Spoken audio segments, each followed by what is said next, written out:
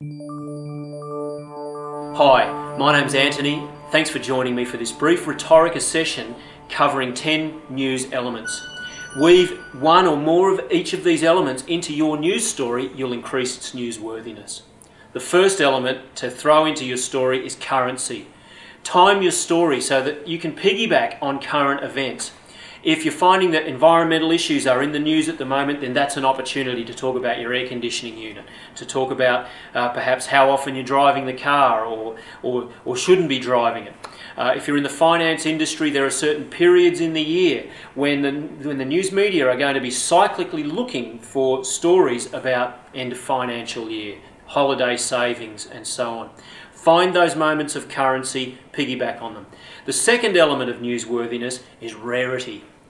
We all know what Neil Armstrong said as he descended the lunar module. But what about the 11th man on the moon? He was a great guy, a talented, experienced geophysicist. I think his name was Harrison something or other. What did he say as he descended the lunar module? Probably can't say. You know what? Who cares? It's all element of rarity has long been lost. The third element of newsworthiness is proximity, or what's local, what's going on in our backyards. Now, we can debate the rights and the wrongs of this, but if, let's say, 60 people die in Pakistan yesterday, that's a tragedy.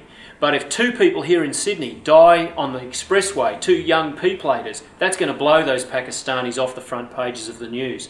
Why? Because it's a bigger story locally. My local paper, the Manly Daily, wouldn't have even considered covering the Asian tsunami, as significant a world event as that was, unless somebody local was caught up in that story somehow. The fourth element is scale, how big something is. Now, when Westpac issue a news release, it's going to get attention, it's going to get noted on the newsroom floor. But let's say me, as a small business owner, issues a news release and I say, I'm putting on a new secretary. Wow, that's pretty exciting for me, but sorry, it's not really going to generate much news interest because it lacks scale.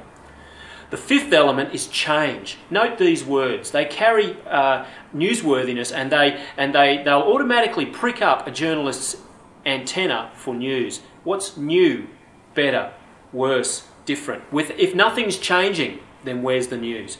Now, the final 5 elements I'd like to talk about, we can bundle together.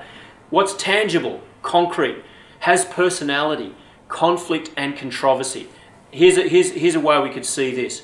Let's say 50 of your customers wrote a letter to your local Member for Parliament complaining about your services. Now, that Member for Parliament might do something about that, but that issue could completely go below the news radar unless 3 of those people stood outside your office, down on the street, waving placards saying, "Get off my cloud," or whatever their issue is. That's guaranteed to attract cameras, microphones, somebody from the media. And by the way, you only need, as I said, 2 or 3 of those people to be waving those placards, and you have a potential news story.